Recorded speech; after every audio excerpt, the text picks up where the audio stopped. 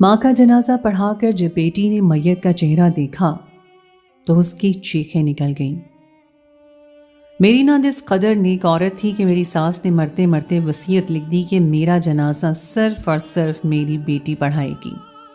मैं बहुत गुनहगार औरत हूँ, मगर मेरा जनाजा अगर मेरी नेक बेटी ने पढ़ाया तो मेरी बख्शिश हो जाएगी, इसलिए मेरी उस वसीयत पर ज़रूर अमल किया जाए।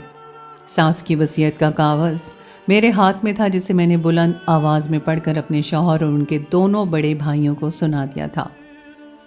ये सुनकर मेरे शौहर और उनके भाई सोच में पड़ गए। तीनों बेटों के होते हुए बहन जनाजा पढ़ाती तो दुनिया वाले खूब बातें बनाते, और हैरान तो मैं भी थी, क्योंकि जब से मैं शादी होकर आई थी मैंने कभी अम्मा और बाजी के दरमियान नॉर्मल ताल्लुकात नहीं देखे थे। दोनों ही एक दूसरे से दूर और खिंची खिंची रहती थी। कई बार तो मैंने बाजी के मुंह से ये भी सुना था कि अम्मा औरत कहलाने के लायक ही नहीं है। फिर भला मेरी सास ने क्यों अपनी बेटी को जनाजा पढ़ाने की वसीयत लिख दी थी? मैं सोच में पड़ गई थी कि इस मसले का क्या हल निकलेगा, क्योंकि अम्मा को मरकर भी 4 घंटे होने वाले थे और अब तक जनाजा कौन पढ़ाएगा यही तय नहीं हुआ था। मेरे शौहर का यही कहना था कि बाजी को जनाजा पढ़ाना चाहिए, और जेठों का भी यही कहना था, क्योंकि मेरी नंद की नेकनामी दूर दूर तक थी।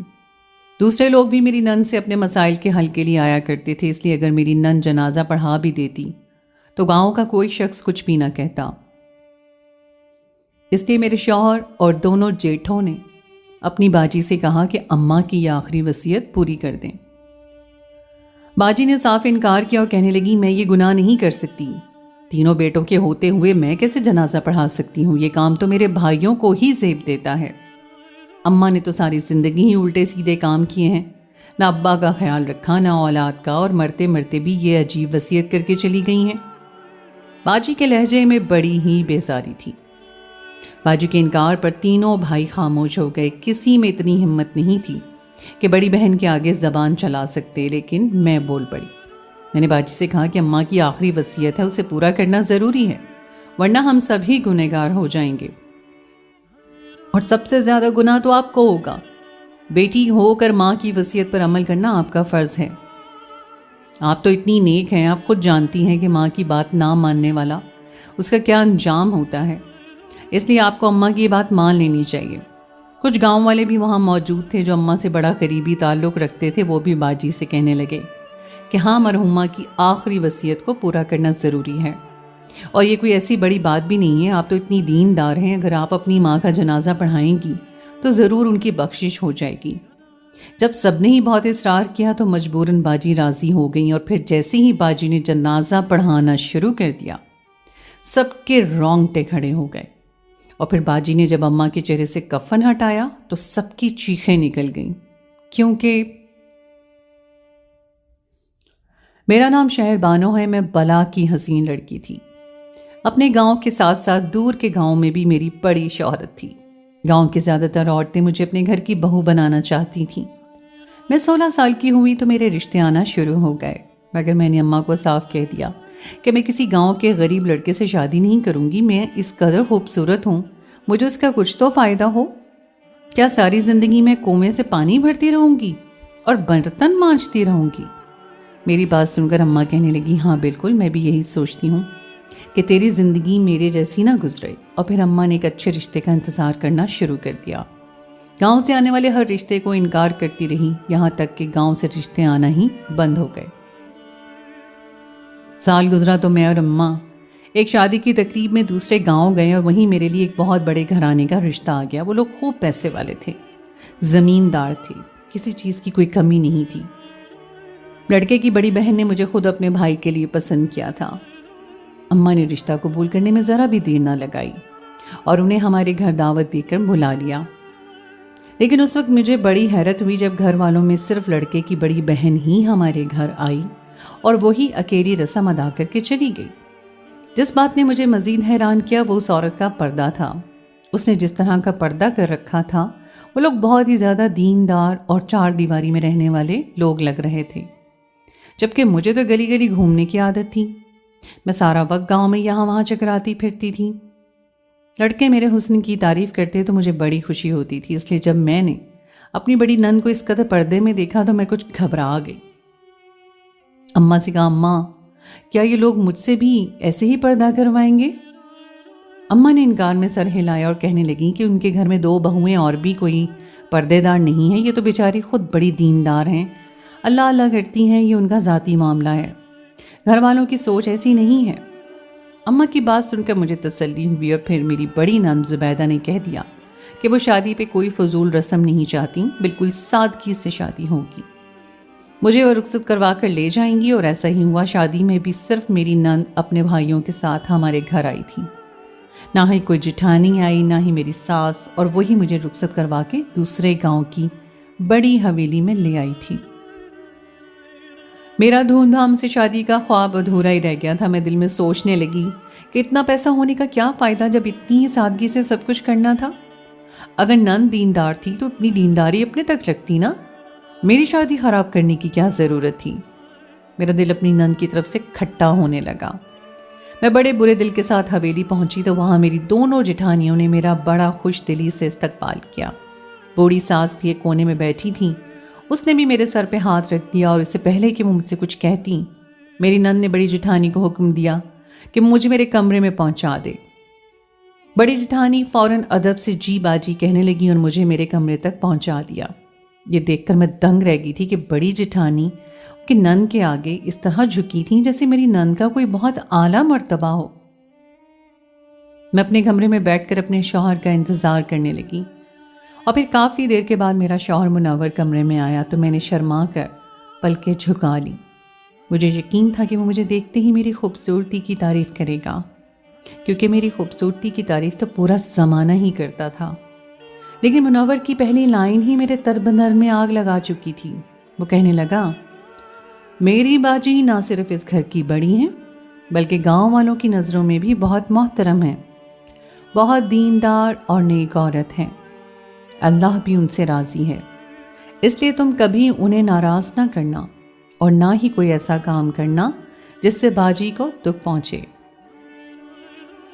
منور نے نہ ہی محبت بھرا کوئی جملہ کہا تھا اور نہ ہی میری خیر خیریت پوچھی تھی، بلکہ باجی نامہ کھول کر میرے سامنے رکھ دیا تھا۔ میرے پاس بھی جی اچھا کہنے کے سوا کوئی چارہ نہیں تھا، اس لیے میں نے یہی کہا۔ میرے سارے ارمان ٹھنڈے پڑ گئے۔ شادی کی رات ہی میری جان نکل گئی کہ اس گھر میں باجی کو وہ جگہ حاصل ہے جو شاید میری ساس کو بھی نہیں ہے۔ اگلی صبح میں نئی دلہن کی طرح تیار ہو کر اپنے کمرے سے نکلی تو میری نند پہلے سے ہی لاؤنج میں بیٹھی تھی۔ ان کے ہاتھ میں ایک تسبیح تھی، سر پہ دوپٹہ، اور وہ کچھ پڑھنے میں مصروف تھی، لیکن جیسے ہی ان کی نظر مجھ پر پڑی ان کے ماتھے پہ بل پڑ گئے۔ وہ غصے میں کہنے لگیں، یہ کیا حلیہ بنا کر کمرے سے نکلی ہو؟ میں ایک دم ہی ان کی کڑک دار آواز پر گھبرا گئی۔ میں نے نیا جوڑا پہنا تھا، سرخی پاؤڈر لگایا تھا، بالوں میں پراندہ بھی ڈالا تھا، اور اس میں کچھ ایسے عجیب بات تو نہیں تھی، نئی دلہنیں ایسے ہی تو تیار ہوتی ہیں۔ میں حیرت سے انہیں دیکھنے لگی، اتنے میں میری ساس اپنے کمرے سے نکلی۔ وہ بھی نند سے کہنے لگیں کہ کیوں بچی کو ڈانٹ رہی ہو، اتنی تو پیاری لگ رہی ہے۔ میری نند نے غصے سے میری ساس کو دیکھا اور کہنے لگی، یہ اس گھر کی بہو ہے، کوئی طوائف نہیں ہے جو اس نے اپنا یہ حلیہ بنایا ہوا ہے۔ اس گھر میں میرے 2 بھائی اور بھی رہتے ہیں، صرف اکیلا اس کا شوہر نہیں ہے۔ میری نند نے جس انداز میں ساس سے بات کی تھی، میرے تو ہوش ہی اڑ گئے تھے۔ کوئی بیٹی اپنی ماں سے اس لہجے میں کیسے بات کر سکتی تھی؟ لیکن میری نند غصے میں کہہ رہی تھی کہ اس گھر کا خرابہ کرنے کے لیے ایک آپ ہی کافی ہیں، اس گھر کی بہوؤں کو اپنے نقشے قدم پہ مت چلوائیں۔ نند نے غصے سے مجھے دیکھا اور کہنے لگی، جاؤ منہ ہاتھ دھو کر آؤ، ہلکے رنگ کے کپڑے پہنا کرو اور آئندہ تمہیں سرخی پاؤڈر میں نہ دیکھوں۔ نند کی بات سن کر تو میری جان ہی جل گئی۔ میں نے روتے ہوئے کہا کہ میں کسی برے خاندان سے نہیں ہوں، ہر نئی دلہن ایسے ہی تیار ہوتی ہے، میرے جیٹھ بھی میرے بھائیوں جیسے ہی ہیں، بس میرا اتنا کہنا تھا کہ میری نند نے پاس رکھے شیشے کا گلاس اٹھا کر دیوار پر دے مارا اور غصے میں چیخنے لگی، یہاں تک کہ سارا گھر جمع ہو گیا۔ میرا شوہر جو کمرے میں سو رہا تھا وہ بھی اٹھ کر آ گیا۔ سب کو لگ رہا تھا کہ میں نے باجی کے ساتھ بدتمیزی کی ہے اور اسی لیے میرے شوہر کا چہرہ غصے سے سرخ ہو گیا تھا۔ میرے شوہر نے ایک زوردار تماچا میرے منہ پر مارا اور کہنے لگا کہ میں نے تمہیں رات ہی بتا دیا تھا کہ باجی کے ساتھ کبھی اونچی آواز میں بات نہ کرنا، تم نے تو پہلے ہی دن اپنی اوقات دکھا دی ہے، اگر اس گھر میں رہنا ہے تو ابھی اور اسی وقت باجی سے معافی مانگو۔ شوہر کا تھپڑ کھا کر میری عقل ٹھکانے آئی تھی اور مجھے رات والی بات یاد آ گئی تھی۔ میری خوبصورتی اور میرا غرور سب دھرا کا دھرا رہ گیا تھا۔ میری عمر رسیدہ نند کے آگے تو میری کوئی حیثیت ہی نہیں تھی۔ شوہر کے کہنے پر میں نے اپنی نند کے قدموں میں بیٹھ کر ان سے معافی مانگ لی تھی۔ میری معافی مانگنے پر میری نند کے چہرے پہ ایک عجیب سی مسکراہٹ آ گئی تھی، جسے دیکھ کر میں راکھ ہو گئی تھی، اور میں نے ارادہ کر لیا تھا کہ میں اپنی نند سے اس بات کا بدلہ ضرور لوں گی۔ میں پلٹ کر اپنے کمرے میں آنے لگی تو میں نے دیکھا کہ میری ساس کی آنکھوں میں آنسو جھلملا رہے تھے۔ وہ بہت بے بسی کے احساس سے مجھے دیکھ رہی تھیں۔ یہ بات مجھے حیران کر گئی تھی، اور کمرے میں آ کر میں یہی سوچ رہی تھی کہ یہ کیسا گھرانہ ہے جہاں ماں کے بجائے بیٹی کو زیادہ اہمیت حاصل ہے۔ میری نند کرسی پر بیٹھی رہتی اور میری ساس، باقی سب لوگ اس کے آگے ہاتھ باندھ کر کھڑے رہتے۔ گاؤں کے بھی بہت سے لوگ میری نند کے پاس آیا کرتے تھے، کیونکہ میری نند بہت زیادہ نیک تھی۔ میں اس کے ہاتھ میں ہر وقت تسبیح دیکھتی رہتی تھی، اور اکثر تو وہ آدھی رات کو صحن میں بیٹھ کر بھی قرآن پاک پڑھتی رہتی تھی۔ مگر یہ بات مجھے سمجھ نہیں آتی تھی کہ اتنی نیک ہو کر وہ اپنی ماں کو اتنا برا بھلا کیوں کہتی ہے۔ اور یہی بات کئی دفعہ میں نے اپنی جٹھانیوں سے بھی کہی، لیکن میری جٹھانی نے مجھے یہ کہہ کر خاموش کروا دیا کہ باجی بہت برکت والی عورت ہے، جس چیز پہ ہاتھ رکھ دیتی ہے اس میں برکت ہو جاتی ہے۔ ہمارے شوہروں کی زمینداری بھی باجی کی بدولت ہی بڑی کامیابی سے چل رہی ہے۔ فصل لگنے والی ہوتی ہے تو یہ بھائی اپنی بہن کو فصل پر لے جاتے ہیں، اور پھر پہلے سے بھی زیادہ اچھی فصل لگتی ہے۔ یہ باجی کی کرامات ہی تو ہیں جو ہم اتنے پیسوں میں کھیل رہے ہیں، اس لیے باجی کو ناراض نہ کرنا۔ رہی اماں کی بات، تو یہ کوئی نہیں جانتا کہ باجی اور اماں کے درمیان کیا معاملہ ہے۔ شاید اماں نیکی کے راستے پہ نہیں چلتی، اس لیے باجی اماں کو پسند نہیں کرتی۔ تم سے پہلے بھی منور کی شادی ہوئی تھی، وہ لڑکی بھی باجی کے خلاف بڑھ بڑھ کر کے بولا کرتی تھی، اور یہ بات باجی کو پسند نہیں تھی۔ اور پھر ایک دن باجی نے اسے بد دعا دے دی۔ بد دعا کی ایسی لگی کہ وہ اچانک ہی اپنے بچے سمیت اس دنیا سے چلی گئی۔ جبھی تو باجی نے منور کو تمہارے ساتھ دوسری شادی کروائی ہے۔ تم بھی احتیاط سے رہا کرو۔ اپنی جٹھانی کی بات سن کر میرے ہوش اڑ گئے۔ میں اپنے شوہر کی پہلی نہیں بلکہ دوسری بیوی تھی، اور یہ بات مجھے آج شادی کے پورے مہینے کے بعد پتہ چلی تھی۔ باجی اگر اتنی نیک عورت تھی تو پھر اس نے اتنا بڑا سچ ہم سے کیوں چھپایا تھا؟ کیوں ہمیں نہیں بتایا تھا کہ منور پہلے سے شادی شدہ تھا؟ میرا اپنے شوہر سے اس بات کو لے کے جھگڑا ہو گیا، لیکن میرے شوہر کہنے لگا کہ اس گھر میں وہی ہوتا ہے جو باجی کو ٹھیک لگتا ہے۔ باجی نے اگر یہ بات بتانا ضروری نہیں سمجھی تو ایسی بھی کوئی قیامت نہیں آ گئی۔ تم جیسے غریب لڑکی کو اتنے بڑے گھر میں جگہ مل گئی ہے، تمہیں تو اس بات پر باجی کا شکر گزار ہونا چاہیے۔ میرے شوہر نے مجھے میری اوقات بتا کر خاموش کروا دیا تھا۔ ہر گزرتے دن کے ساتھ مجھے مزید باجی سے نفرت کا احساس ہونے لگا، اور پھر ایک دن جب میں اپنی ساس کے کمرے میں گئی تو میری ساس پھوٹ پھوٹ کر رو رہی تھی۔ مجھے دیکھ کر انہوں نے اپنے آنسو پونچھ لیے۔ میں اپنی ساس کے پاس بیٹھ گئی، ان سے پوچھا کہ کیا بات ہے، آپ کیوں رو رہی ہیں؟ کیوں آپ کے بیٹے آپ کا خیال نہیں رکھتے؟ اور آپ کی بیٹی، وہ کیوں آپ کو ناپسند کرتی ہے؟ میری ساس نے میری طرف دیکھا اور کہنے لگی، یہ گناہ ہو گیا تھا مجھ سے، بس یوں سمجھ لو کہ آج تک اسی گناہ کی سزا کاٹ رہی ہوں۔ لگتا ہے کہ مرتے دم تک مجھے اپنے گناہ کی سزا ملتی رہے گی۔ میں نے اپنی ساس سے کہا کہ جو بھی ہو، آپ کی اولاد کو آپ کی عزت کرنی چاہیے۔ میرے شوہر سے لے کر اس گھر میں کوئی بھی شخص ایسا نہیں ہے جو آپ کو عزت کی نگاہ سے دیکھتا ہو۔ آپ کی اپنی بیٹی بھی آپ کو حقارت سے دیکھتی ہے۔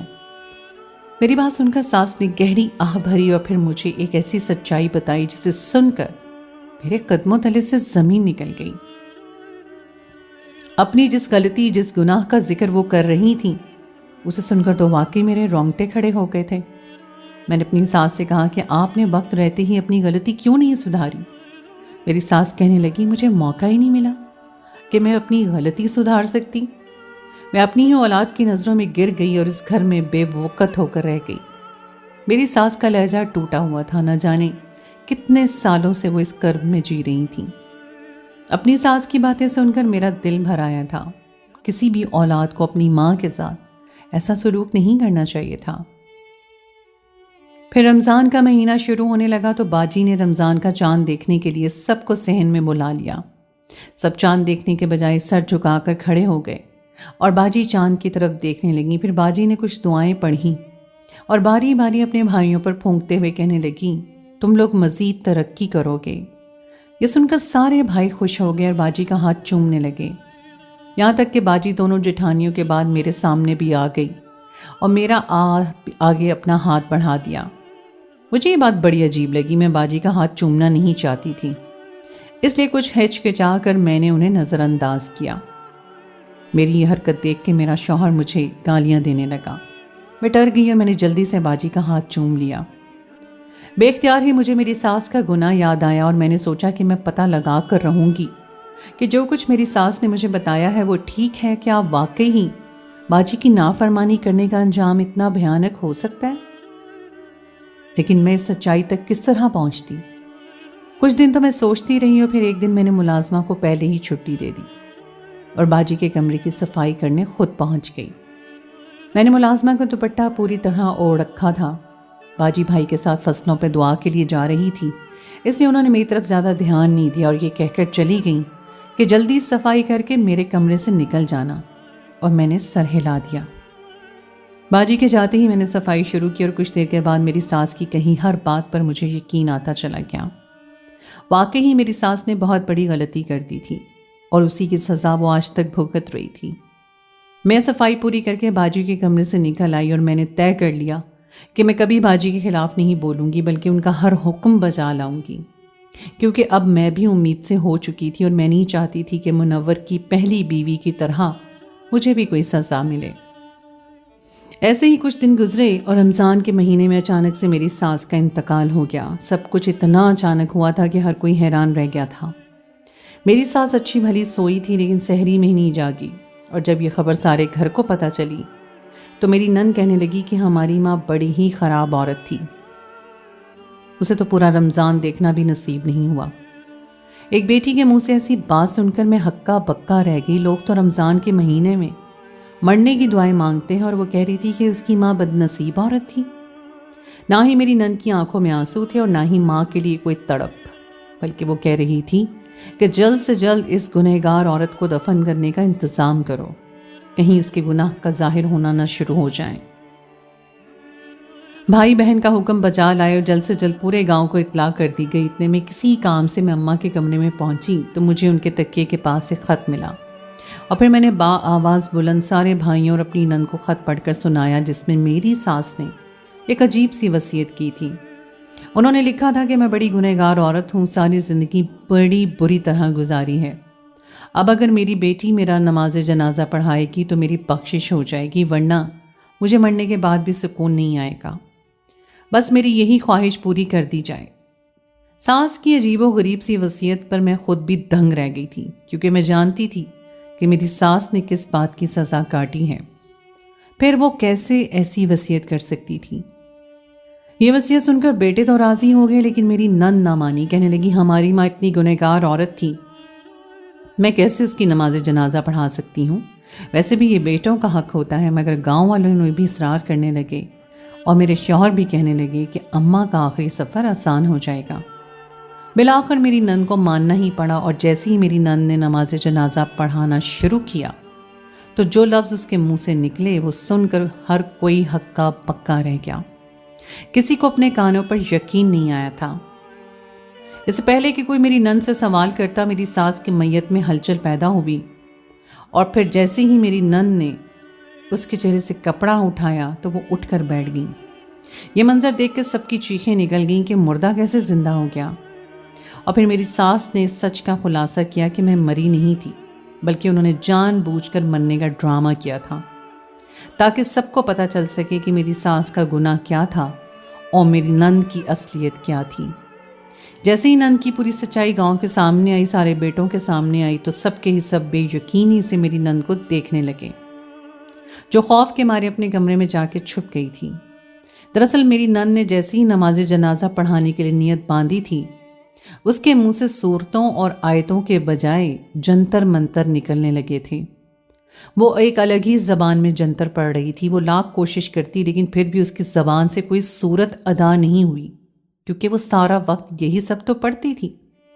یہ بات میں پہلے ہی جان گئی تھی، اس لیے تو میں نے بھی ڈر کے مارے اس کے آگے سر جھکا لیا تھا کہ کہیں وہ مجھ پر بھی کوئی جادو نہ کر دے، جیسے اس نے میرے شوہر اور اس گھر کے باقی لوگوں پر کر رکھا تھا.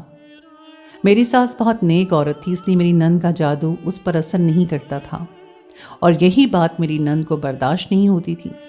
اس لیے اس نے میری ساس کو دنیا کی نظروں میں برا بنا دیا تھا. وہ سب کو یہی کہتی تھی کہ میری ساس ایک بد کردار عورت ہے۔ دراصل میری نند میری ساس کی سگی بیٹی نہیں تھی، بلکہ وہ میرے سسر کی پہلی بیوی کی بیٹی تھی، اور یہی بات بہت کم لوگ جانتے تھے۔ میرے سسر نے اپنی پہلی بیوی کو اس لیے طلاق دی تھی کیونکہ وہ ایک جادوگرنی تھی، لیکن وہ جاتے جاتے اپنی بیٹی کو سارا جادو سکھا کر اسے یہاں اس گھر کے لوگوں کی زندگی مشکل بنانے کے لیے چھوڑ گئی۔ میری نند نے سب کو اپنے قابو میں کیا اور اس گھر میں راج کرنے لگی۔ وہ سمجھتی تھی کہ اس کی ماں کو طلاق ساس کی وجہ سے ہوئی ہے، جبکہ اس کی ماں نے اپنے کالے جادو کی وجہ سے طلاق لی تھی۔ جس دن میں نند کے کمرے کی صفائی کرنے کے لیے گئی تھی، اس دن میں نے نند کے کمرے میں قرآن مجید کو اٹھا کر دیکھا تھا، اور یہ دیکھ کے حیران رہ گئی تھی کہ میری نند جسے قرآن مجید کہہ کر پڑھتی تھی وہ ایک جادو منتر کی کتاب تھی۔ اس نے جان بوجھ کر اس کتاب پر ایسا کور چڑھا رکھا تھا کہ سب اسے قرآن شریف ہی سمجھتے۔ میری نند نے اپنی نیکی کا ڈرامہ اتنی کامیابی سے رچایا تھا کہ کوئی بھی اسے سمجھ ہی نہیں پایا تھا، لیکن میری ساس پہلے دن سے ہی میری نند کی فطرت اور اس کے کارناموں سے واقف تھی، اس لیے وہ نہ صرف اس سے دور رہتی تھی بلکہ جب بھی کسی کو اس کی سچائی بتانے کی کوشش کرتی تو میری نند کوئی نہ کوئی ایسا کھیل کھیلتی کہ میری ساس خود ہی بری ہو جاتی، اور اس طرح وہ اپنی سگی اولاد کی نظروں میں بھی گر گئی تھی۔ لیکن اب میری ساس نے سچائی سامنے لانے کے لیے ایسا کھیل کھیلا تھا کہ سب کو خود ہی سارا سچ پتہ چل گیا تھا۔ سارے بھائیوں نے مل کر میری نند کو گھر سے باہر نکال دیا تھا، اور گاؤں والوں نے بھی اسے گاؤں میں کہیں جگہ نہیں دی تھی۔ گاؤں کے ایک نیک بزرگ کے ذریعے سے اس کالے جادو کا توڑ بھی کروایا گیا تھا۔ اب آہستہ آہستہ سب کچھ ٹھیک ہونے لگا تھا۔ میرے شوہر اور ان کے بھائی اپنی بہن پر یقین کرتے تھے کہ ان کی بہن جو کہتی ہے وہ ہو جاتا ہے، اس لیے خدا نے بھی ان کے یقین کو پکا کر دیا تھا۔ انسان اگر یقین رکھ کر پتھر سے مانگنا شروع کر دے تو اسے پتھر کے ذریعے بھی مل جاتا ہے، لیکن دینے والی ذات خدا کی ہوتی ہے۔ لیکن انسان گمراہی کے راستے پہ بھٹک جاتا ہے۔ کچھ ایسا ہی میرے سسرال والوں کے ساتھ بھی ہوا تھا۔